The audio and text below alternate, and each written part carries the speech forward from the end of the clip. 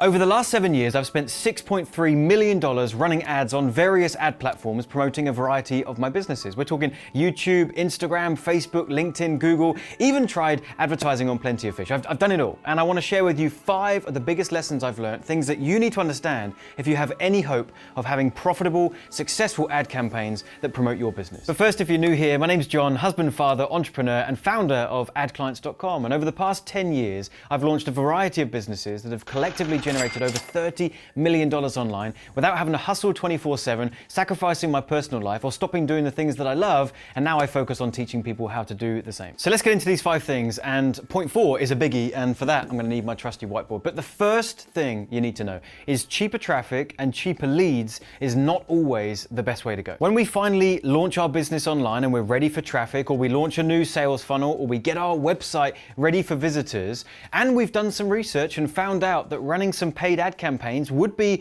a good idea, we fall into the temptation of wanting to spend just a little bit of money and getting maximum output. And the output that we're focusing on is quantity of clicks and leads. And we're using that as a measure of success. And what we're not looking at is the output of quality. And it's quality that should actually be the higher, greater priority metric that we're looking for.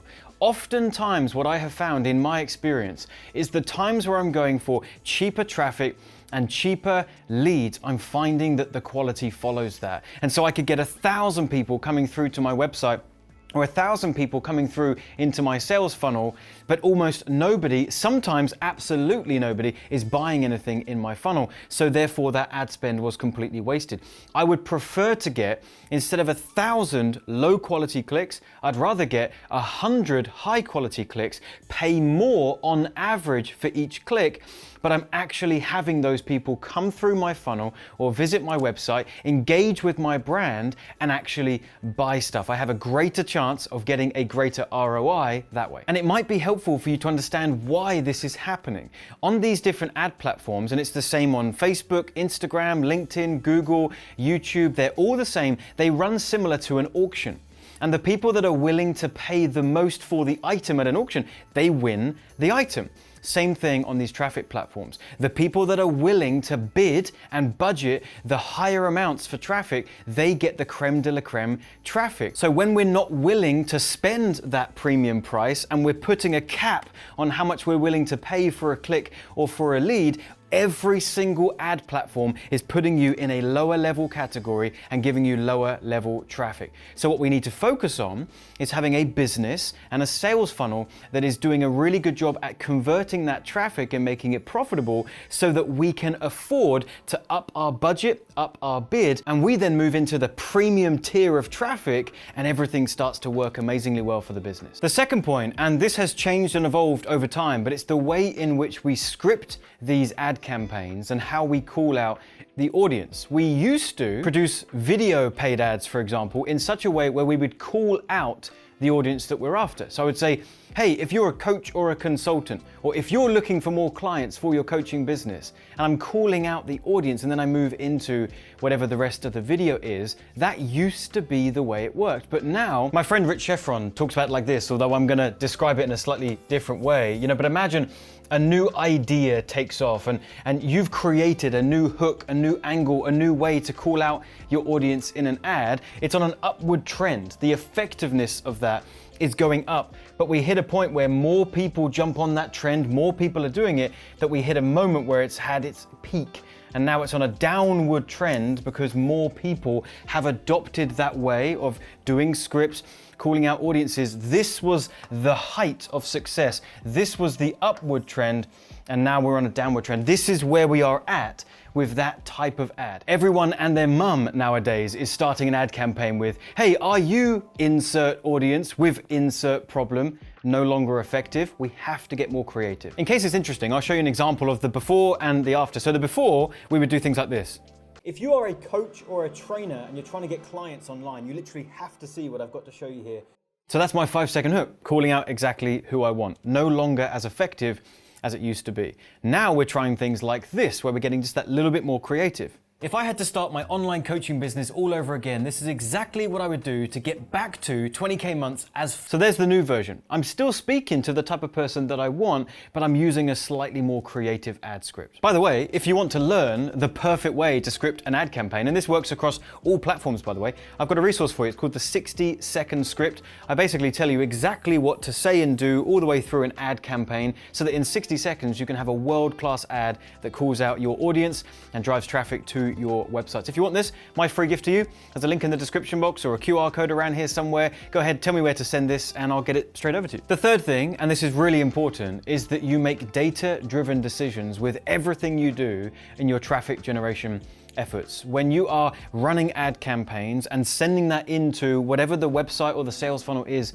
that you're driving the traffic to, don't get too caught up in thinking something will work, hoping something will work, assuming something will work. And if your early tests are telling you it's not working, i.e. you've launched a video ad and it's not getting any clicks, or you're getting some clicks but the page is not converting those clicks into leads, don't get caught up in, but I love that video ad and I really think it's good, and so I must just be showing it to the wrong people. I'm sure it's going to work. You're going to get stuck in a trap that you can't get out of. We've got to take emotion out of our decision making. If I launch an ad campaign and I test it and it's not working, I am emotionally detached from it and I'm going to go again. And what I'm going to focus on is looking at the data and allowing that to tell me what's working and what's not. So for example, I'm launching an ad campaign on 4 different ad platforms, for example, and 2 of them seem to be working. The numbers are looking good. I'm getting a good amount of clicks.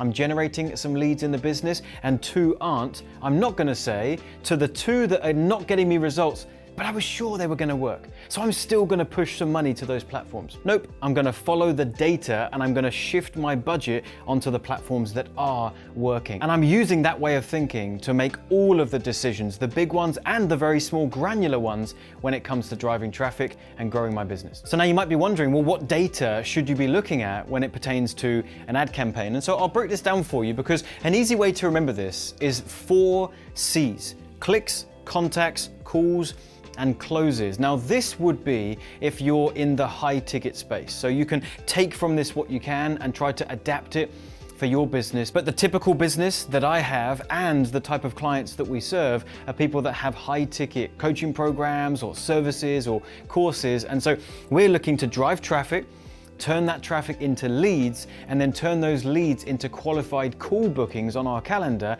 ready to become a client. And so we've basically got front end numbers and back end numbers. So let's put front here and back here. And as I said, we've got clicks and contacts. And on the back end, we've got calls and closes. These are the 4 metrics that I find most important. These are the ones that I'm putting on tracking sheets, that I want to know exactly how much we're paying for each of these. I want to know what clicks are costing me. I want to know what it's costing me to turn those clicks into contacts. I want to know how much it's therefore costing me to generate call bookings on my calendar. And I want to know, what is my cost of sale? How much is it costing me to get a close, i.e. get a client into the business? And these are your pillar pieces of data. There are so many other smaller pieces of data that we can sometimes get distracted by. For example, everything before a click.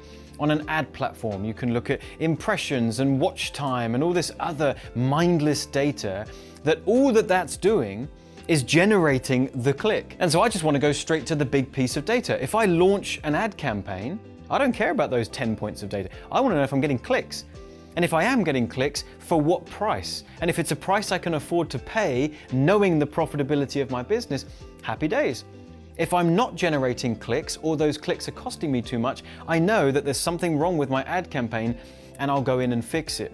So you have to first identify which of these 4 is currently causing the problem and then go in and fix it. So I've already given you an example for clicks. Am I getting clicks and for a decent price? Yes? Great, move on. We look at contacts. Are those clicks turning into contacts? i.e., am I getting a good opt-in rate on my landing page? Yes? Great, move on. No? Stop here and work out what's going wrong. Why is my landing page not converting? Shall I try a different headline? Shall I try a different landing page entirely? But if it is good, we move on to calls. We've most likely got a sales funnel somewhere between here. We're generating leads and now they're going into a webinar or a VSL or something similar. And so I need to know if that webinar is producing calls. If it is, great. For a good cost, great. Move on to closes. And finally, am I closing the calls that I'm generating into clients? Yes, happy days. No? Well, then perhaps I've got an issue on the phone. It's not that my funnel isn't working, the traffic isn't working. These three did their job, but you're not closing on the phone, so we need to work on our sales skills and increase our ability to close on the phone. So focus on these 4 pillars of data, find out which one is the current problem, and then go work on it, fix it, and come back. By the way, if that is you and you struggle on the phone to get a yes and sign up a client, I have yet again another great free gift for you. It's called the 12-point conversion checklist. I've basically outlined the 12 things that you need to say and do on a sales call to get a yes. And if you're not closing clients, chances are you're not doing all 12 of these or you're missing some of them. And so it's my free gift to you. Again, let me know where to send it and we'll get it over to you. Now, the 5th thing is actually very interesting. We often think about these different ad platforms and we assume there's a different target audience on each of these. We're going to get a certain type of person over on YouTube. We're going to get a different type of person on Instagram. We might find a different type of person on LinkedIn, and the same goes for these other platforms. And my experience has actually been slightly different. What I have found is that you've got very similar people on all of these platforms. It's just that they might be in a slightly different frame of mind. And so we need to tailor our ad campaigns to catch the same person, but doing the current activity that they're doing. A great example of this, and I could give you a bunch, but here's one. If you have a B2B offer, you might be thinking that LinkedIn ads is going to be better for you because the way that that platform is promoted is that that's where you're going to find executives, people that are in the B2B world. And so we go over to LinkedIn and we launch an ad, and if it doesn't work, we don't know what else to try. The reality is, the same people that are hanging out on LinkedIn are probably also going to Facebook at some point in time. They're probably also going to YouTube at some point in time. And again, the same goes for these other platforms. So we can still find the same executive, the same business you're trying to target, but when they're watching a video over on YouTube. So it's just up to us to get creative in how we put ourselves in front of those people on YouTube, how we go about targeting them to find them, because they are there. We just got to get them in the right way with the right piece of content. If you now want to continue your education and learn what goes into a profitable, successful ad campaign and how you can create one for your own business, then check out this training that my content director Pete has put together for you. I think you'll absolutely love it. I hope you enjoyed this video. Hope you got a ton of value, and I'll see you in the next one.